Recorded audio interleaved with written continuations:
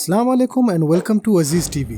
दोस्तों, क्या आपने कभी सोचा है प्लास्टिक, पेपर्स, कैंस और कार्डबोर्ड को जब और कचरों के साथ फेंका जाता है तो इन सब का क्या होता है, या यूँ कहे कि कहाँ जाता है। बहुत से लोगों को पता है कि ऑलमोस्ट सारे कचरे रिसाइकल होते हैं, लेकिन इससे क्या बनता है। तो आज हम इस वीडियो में कवर करेंगे कि चाइना लगभग पूरी दुनिया का कचरा उठा के अपने पास लाता था और वो उन वेस्ट रिसाइकलिंग से क्या प्रोडक्ट प्रोड्यूस करते थे, और आज ये इंडस्ट्री कितने की वैल्यू रखती है और ये कैसे तबाह हो रहा है। अगर चैनल पे नए हो तो सब्सक्राइब करके बेल का आइकन भी दबा देना। मैं हूं अजीज़ और आप देख रहे हैं अजीज़ टीवी। वेस्ट रिसाइकलिंग यानी वो कचरे जिनको हम दोबारा इस्तेमाल में ला सकते हैं। पहले ये जानते हैं कि ये स्टार्ट कैसे हुआ। दोस्तों, हम सब जानते हैं कि हमारे एनवायरनमेंट या माहौल में ख़ास तौर पर हमारे समंदरों में प्लास्टिक की आलूदगी या पोल्यूशन बहुत बड़ा मसला है। हम जिस प्लास्टिक का इस्तेमाल करते हैं या रोज़ाना की बुनियाद पर इनका सामना करते हैं, इनके बारे में बस एक सेकंड के लिए सोचिए। Grocery bags, straws, coffee cup के ढक्कन, प्लास्टिक की पानी की बोतलें, खाने के सामान के डब्बे या जहाज़ में सामान पैक करना फहरिस्त में शामिल है। हर साल मिलियन टन्स के प्लास्टिक समंदरों में ख़त्म होता है, जिससे हमारे माहौल को नुकसान का सामना करना पड़ता है। मिलियन टन कोई छोटा फिगर नहीं है दोस्तों। इसका लाजमी तौर पर यह मतलब नहीं कि आप प्लास्टिक को समंदर में फेंक रहे हो, बल्कि ज़्यादातर आलूदगी ज़मीन से शुरू होती है और समंदर तक जाती है। तो ऐसे पोल्यूशन से बचने के लिए फाइनली प्लास्टिक को रिसाइकल करना स्टार्ट किया गया। और दोस्तों, आपको एक दिलचस्प बात बताता हूँ। क्या आपको पता है ताइवान को एक टाइम में कचरे का जजीरे के नाम से जाना जाता था। शुक्र है कि वहाँ की हुकूमत ने इसे एक ऐसे मसले के तौर पे देखा और अब वो रिसाइकलिंग में आलमी रहनुमा है। क्या आपको पता है कौन सी चीज़ों को रिसाइकल किया जाता है या फेंक दिया जाता है? Papers, plastics, cardboards, metal cans, clothes और ग्लासेस, ये सब रिसाइकल होता है। और बैटरीज या कोई भी इलेक्ट्रॉनिक के कंपोनेंट्स या इसी तरह की और चीज़ों को रिसाइकल नहीं किया जाता, जिससे सेहत को नुकसानात का सामना करना पड़ता है। वैसे तो ये मामला ना मटेरियल्स का है ना उसके दोबारा प्रोड्यूस होने के बारे में है। असल में ये सब पैसे का खेल है। जी हाँ, ये कचरा नहीं बल्कि पैसा है। अगर कोई भी कचरा साफ हो के दोबारा एज ए मटेरियल भेजा जा सकता है तो वो बेशक रिसाइकलेबल है। लेकिन क्या होगा अगर कोई भी इस मटेरियल को ना खरीदे? यही सवाल बड़े बड़े मुमालिक के सरों में घूम रहे हैं। इसको मजीद समझने के लिए हमें पहले ये देखना पड़ेगा कि आज से 15 साल पहले रिसाइकलिंग का दुनिया कैसा था। दोस्तों, साल 2000 के करीब मगरबी मुमालिक के लोग रिसाइकलिंग को पहचानने लगे। मतलब लोग प्लास्टिक अलग डिब्बे में, ग्लासों को अलग डिब्बे में, ऐसे ही और कूड़ों को अलग अलग डिब्बे में फेंकने लगी। और उस वक्त में सारे कूड़ों को एक साथ एक ही डब्बे में फेंकना एक जुर्म समझा जाने लगा।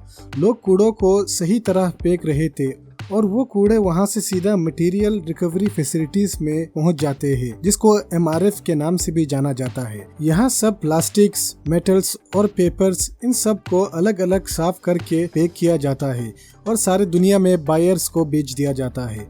आप अंदाजा लगा सकते हैं कि इन कचरों का सबसे बड़ा खरीदार कौन है? जी हाँ, चाइना अपने मैन्युफैक्चरिंग बेस को बढ़ाने के लिए रिसाइकलिंग मटेरियल्स खरीद रहा था। ये चाइना के 2015 में दुनिया का सबसे बड़ा मैन्युफैक्चरिंग इकोनॉमी बनने के ख्वाब को पूरा कर रहा था। जब से चाइना ने 2001 में वर्ल्ड ट्रेड ऑर्गेनाइजेशन में एंट्री ली, चाइना को लगा ये हमारे लिए सबसे बड़ा मौका है। जो चाइना में एक्सपोर्ट बढ़ने लगी और जो बड़े कंटेनर चाइना से बाहर जाते वो खाली नहीं आते बल्कि रिसाइकलिंग मटेरियल्स के साथ आते। इससे क्या हुआ कि मटेरियल सप्लाई ज़बरदस्त चलने लगा, जिससे खास करके अमेरिका को फ़ायदा पहुंचा।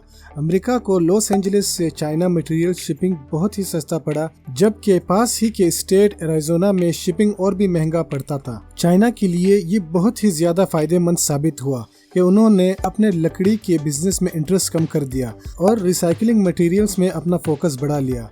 इन सब से चाइना अपनी ज़रूरियात को पूरा कर रहा है। लेकिन क्या आपको पता है, जो न्यूज़पेपर आप पढ़ रहे होंगे, शायद कुछ दिनों बाद वही पेपर रिसाइकल करके दोबारा प्रिंट होके कोई चाइनीज़ पढ़ रहा होगा, वो भी 6 हफ्तों बाद। सिर्फ पेपर्स नहीं बल्कि मेटल और प्लास्टिक से भी काम कर रहे हैं, क्योंकि उनका लेबर कॉस्ट बहुत कम था। चाइना की रिसाइकलिंग की वजह से सारे मगरबी मुमालिक को रिसाइकलिंग प्लांट्स बनाने की कभी ज़रूरत महसूस नहीं हुई। दोस्तों, साथ साथ आपको ये बताता चलूँ कि रिसाइकलिंग वेस्ट इंडस्ट्री $100 बिलियन की वैल्यू रखती है। अब आप खुद अंदाज़ा लगा सकते हैं कि चाइना क्यों इस इंडस्ट्री के पीछे पड़ा हुआ था। अगर हम सिर्फ प्लास्टिक की ही बात करें तो चाइना ऑलमोस्ट 70% पूरी दुनिया का प्लास्टिक वेस्ट उठा रहा था, जो कि 7 मिलियन टन्स बनता है। और 2016 में अमेरिका खुद 7 लाख टन वेस्ट चाइना में भेज रहा था। लेकिन ठीक उसी साल कुछ ऐसा बड़ा हुआ जिससे इस इंडस्ट्री को बहुत बड़ा नुकसान पहुंचने वाला था। दोस्तों, एक चाइनीज डायरेक्टर ने एक ऐसा डॉक्यूमेंट्री फिल्म बनाया जिसने पूरा चाइना को हिला डाला, और डॉक्यूमेंट्री का नाम रखा प्लास्टिक चाइना। उसने एक ऐसी बच्ची की स्टोरी दिखाई जो रिसाइकलिंग प्लांट में रहती थी, जिससे रिसाइकलिंग इंडस्ट्रीज की हकीकत सामने आ गई। ये फिल्म तो दूसरे ममालिक में बहुत चली और जैसे तैसे करके गैर कानूनी तरीके से चाइना में पहुंच गई। बीजिंग ने तो इस फिल्म को बैन कर दिया, लेकिन उसका असर लोगों पे ऑलरेडी हो चुका था। अब चाइनीज रिपब्लिक पार्टी को अपना पब्लिक इमेज ठीक करना था, तो प्रेसिडेंट शी जिनपिंग ने एक ऐसा फैसला किया जिससे लोगों को ऐसे कामों से रोका जा सके। और 2017 में उसने वर्ल्ड ट्रेड ऑर्गेनाइजेशन को पैगाम पहुंचाया कि वो अपने वेस्ट इंपोर्ट को रोक रहे हैं, खास करके कॉटन्स, पेपर्स और प्लास्टिक का। और वैसे भी आजकल चाइना में इतने मिडिल क्लास लोग हैं जो इतने वेस्ट तो निकाल ही लेंगे, जिससे उनको और ममालिक से वेस्ट इंपोर्ट करने की ज़रूरत ही नहीं पड़ेगी। और फिर चाइनीज़ गवर्नमेंट में एक नई तहरीक शुरू की जिसका नाम है ऑपरेशन नेशनल स्वॉर्ड। एक ऐसी तहरीक जिसका मतलब है पहले हम अपना वेस्ट रिसाइकल करेंगे और माहौल को बर्बादी की तरफ जाने से रोकेंगे, जिससे उनका पब्लिक इमेज भी ठीक होगा। लेकिन इन सब से पूरी दुनिया को इतना बड़ा झटका लगा जिनकी वो उम्मीद ही नहीं कर सकते। पहले तो वो अपने सारे कचरे चाइना में बेच रहे थे, लेकिन अब क्या होगा। और दूसरी तरफ जहाँ साफ और तैयार शुदा मटेरियल्स $300 पर टन बिक रहे थे, वो अब जाके $40 पर हो गया।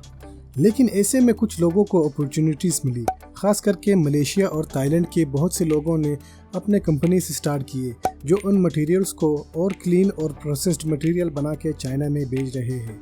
और ऐसे में इन कामों से बहुत से लोग करोड़पति भी बन गए, लेकिन चाइना जैसा कहाँ हैंडल कर पाएंगे वो लोग। और दूसरी तरफ मगरिबी ममालिक को भी बहुत बड़ा सबक मिला, जिससे वो लोग भी अपना रिसाइकलिंग प्लांट बनाने लगे। तो दोस्तों, इतना था आज का वीडियो। उम्मीद करता हूँ कि वीडियो इन्फॉर्मेशन से भरा था। अगर वीडियो पसंद आई है तो लाइक कर देना और कमेंट में बताना आपको वीडियो कैसा लगा। और अगर अभी तक आपने मेरा चैनल सब्सक्राइब नहीं किया तो सब्सक्राइब करके बेल का आइकन भी दबा देना, नहीं तो आपको पता कैसे चलेगा कि मैंने कोई वीडियो भी डाली है। तो अपना बहुत सारा ख्याल रखना और मुझे दीजिए इजाज़त। अस्सलाम वालेकुम।